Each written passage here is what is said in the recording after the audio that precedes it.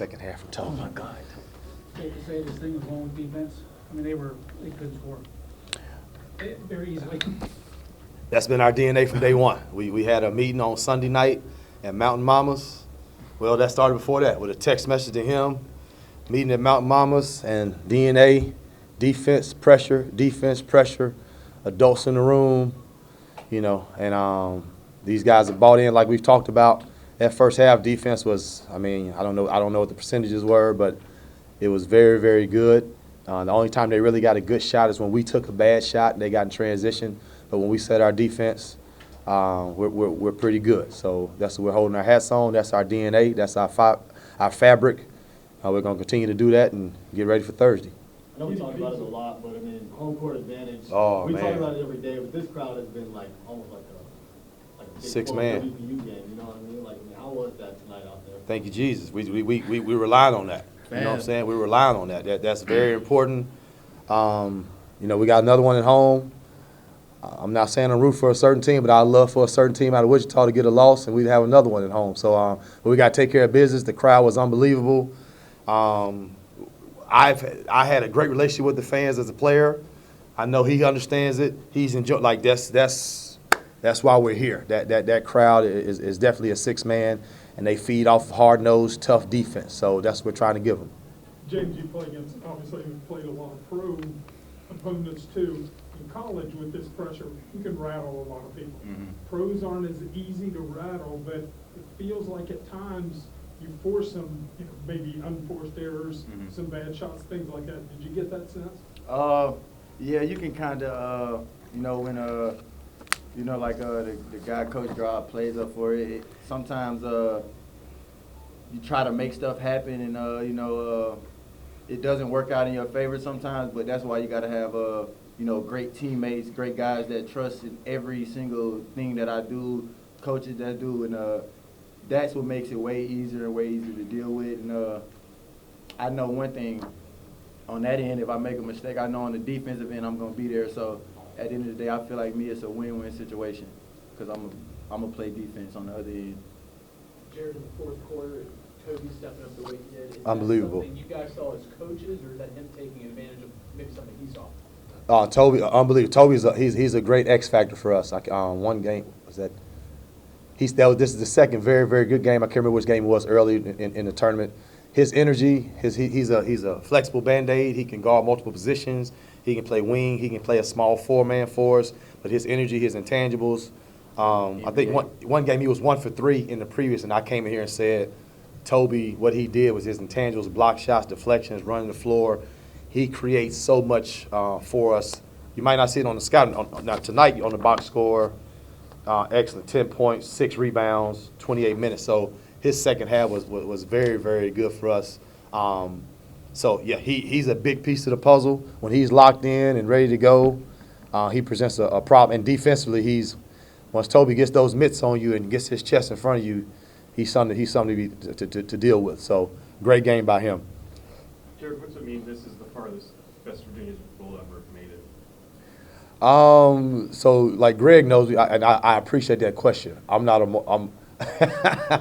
We're not moral victory type guys, so I appreciate that question, and I'm not downplaying it, but it's championship or bust. We didn't do nothing yet. Yeah, when I was coaching high school, all my shooting shirts, championships or bust. So everybody said we're happy, but we ain't done nothing yet. So I appreciate the question. And we're happy to be here. The only way we can get to the championship is by being here. So we're taking it one game at a time. We're trying to go 1-0 every game. But hopefully you'll ask me that question Sunday, hopefully in this same place, and then we'll have a different answer. Jarrod, I know what you would probably say, so I want to ask these two. How nice was it to see little Jarrod throw a few in the basket in the second half? You know, he means a lot to the team, but he struggled with his shot in this tournament, but he really came alive when it mattered. I mean, it feels, you know, it's a good feeling when you got good teammates around you, especially for us, like, you know, I passed up some open shots just to get him a shot. You know, that's what good teammates do. You know, you encourage each other. So when he started making them shots, they boosted his confidence some more. And he just, you know, kept making shots. And then to piggyback off what Keedy said, same thing I said. We know what Jarrod gonna do. We know what Jarrod brings to the floor. And I mean, Jarrod is a high-level player. He's one of the guys on the team with one of the best overseas job you know what I'm saying, on the team. So, you know, Jarrod has a lot of the guys on our team respect, and that's our starting point guard, and we 100% trust everything that he do.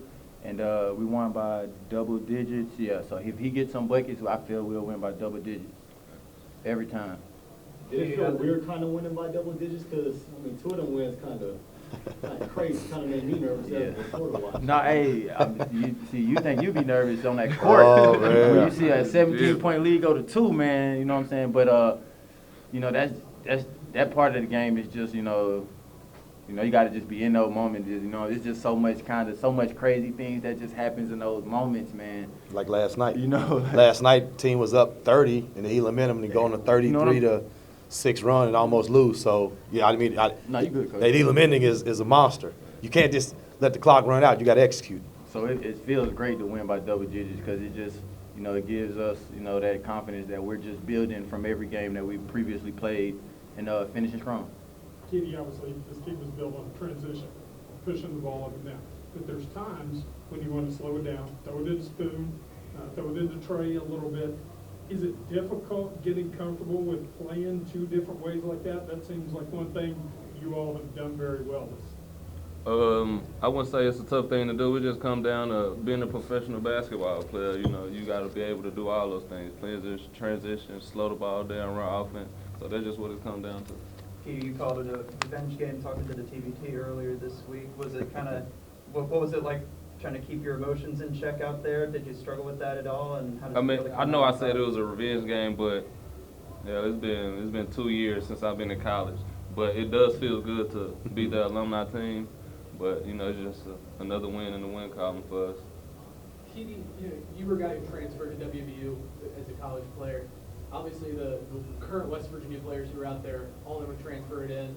They don't have really a connection to WVU, but to see them behind you guys, the way they work during the course of this game, going with some of the Maryland guys, what does that mean to you, especially as someone who knows kind of what they're going through? I mean, it means a lot. You know, transferring in West Virginia, I mean, that's what West Virginia is about, Morgantown is about. It's so family-oriented. Everybody cheers for everybody on the same side. So I think that, you know, that's a great feeling having those guys behind us knowing we just met. For both you and maybe Jarrod as well, to have Ross put the name up there on the bracket, what does that mean to you guys? Oh, it's unbelievable. A key word is buy-in. I've talked about with this group, being around the new WVU staff and the players, we're bringing in, I think, all but one transfer. You wouldn't recognize, or you wouldn't think that it was just that everybody was transfers, because the coaching staff has done a great job of getting good young men to come in and buy in to his vision, to his process.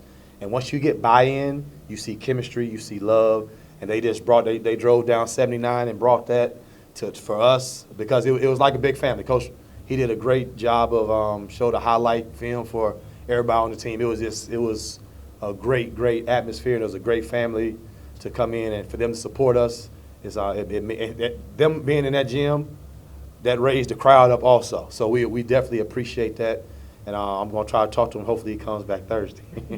Coach, you guys never trailed in this game. You were up by 15. Didn't know that. And by the start of the fourth quarter, it was down to 2. What did you tell them at the start of the quarter that got them back on track? Stay true to us. Our we got our defense in the fourth quarter in the Elam. I don't think we really ran many sets. It was our defense. We were playing transition. I think we got off early and started the fourth quarter. Got it up to 8, I think. They had to call the timeout. And after that, we just kind of stayed the course.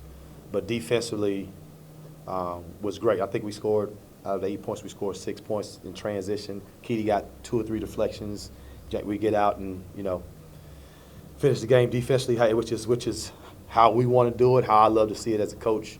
Defense, box out, rebound, run. That's the top thing on the scouting report. Box out, rebound, run. So that's what we did. You had 2 possessions where you could have gotten the clock under 4 minutes and called your timeout and gotten to Elam and didn't. But it's tricky. Is that something where, hey, this is a good situation for us in transition? Or right. Were you thinking, yes, sir. Hey, this was so the first time, as soon as we got a steal, I think one of these 2 got the steal, and I looked up, it was 4:02. And I was screaming, lay up, lay up, lay up. So we played it. Then we got another one and got the end one. So it's tricky. If it's one of those situations where we slow it up, we get a rebound, everybody's walking it up, we'll take the timeout. If we're in transition, anytime we can put pressure on the rim, we want to put pressure on the rim. James, can you take us through that play where you got the steal right there before Elam got down there, made the drive in Great pass for a to Toby contested late, layup too. and drew the foul that essentially put this thing in Elam, and you guys were in control from there? Man, great defense, man. Defense, just leads to stuff like that. We was able to get a run out of they got confused on hold up, what happened on that? See, it's so many things. I don't I think they tried to do a pick and pop, and it got behind Big Stone. I think Keedy may have deflected it, and I got a drive. Right. Okay, yeah. Right. Man, like a wild play, you know what I'm saying? We just playing ultra hard, ending up in the right spots. And like you say, we got IQ players, still tip it forward to me. I get a, layup going into the Elam. Just keep going hard, keep playing hard, and man, you'll just end up in positions like that. The ball just happened to find you. Jarrod, what allowed for so much success against Stone? It seemed like he was floating around the perimeter basically all night. He goes 2 for 9, 5 turnovers. Stone, first of all, he's a super talent. He was a NBA draft pick. We tried to do everything we can to make him shoot over the top. We wanted to keep him outside the paint. We knew he was a capable 3-point shooter, but we felt if we had a hand contested, if he made those type of shots we'd live with. So, and then defensively, we wanted to kind of keep him in as many ball screens as possible to try to wear him down. I thought that's kind of what got James going in the first half. Ball screen, they was in drop coverage, so he was able to hit a couple pull-ups. But he was a big part of the scouting report offensively and defensively. And to our credit, 2 of 9, 0 for 4. So that's and 5 turnovers. So I would say the scouting, we did a very, very good job of scouting him. And so credit to the guys. Credit to Spoon, Trey. But with a big guy like that, when they run a ball screen, there's 5 people on defense that have to be engaged, deflections, tips to make him, kind of be worried for guards digging. And we did a good job as a team. James, what was it like for you for Coach Hodge to be here watching? Oh man, when he texted me and told me that they was coming, it's always just a good feeling, man. Cause that's my guy.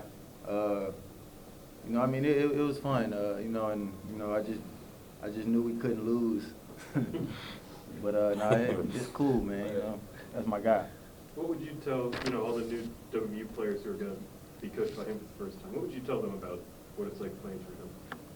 As long as you're ready to run through a wall, you'll be fine. As long as you about family oriented, being a family, not downing nobody, coming in every day prepared, and being a good person, good man, good family man, you'll be good with Coach Hodge, like I said, it don't really be about basketball with him because he's a life guy and it's more to basketball, so, it's always just great having that, and I tell them just embrace it, because it's a genuine guy. Everybody loves being around genuine people. Coach, you had about a week to prepare for this game, but we're going back to that quick turnaround time. So how are you going to prepare the team for Thursday? Go out, watch this game tomorrow, get off their feet, shoot around, get some shots up, walk a few things, and then Wednesday kind of put in scout, have a pretty good shoot around, good walk through practice, get a little jogging in Wednesday. But as hard as we play, defense the day after is all recovery. But put the scouting report in. Coach Donald has done a great job clipping, and that was the main reason why he was my first call when I got this job. He's done a great job of clipping things, watching film, breaking things down. Our scouting reports have been very, very good. And then these guys, the last thing we say before we go out is take scouting report to the floor. So we've got a pretty good relationship with that. So Wednesday, put the scout in, and then it comes down. It's going to be a tough game. Whoever wins this game is going to be very, very good. It's going to come down to our defensive intensity and who executes on offense. And tell the fans we need to be. I'm looking at which fans come out to us. Come out. We enjoy you. We love you. Whatever we need to do, whatever. Please. Yes, please come out and be that 6th man again for us, because you don't know how important that you all are for us. Thank you for that. We feel the energy. Yes, we do. All right, that'll do it. Thank you.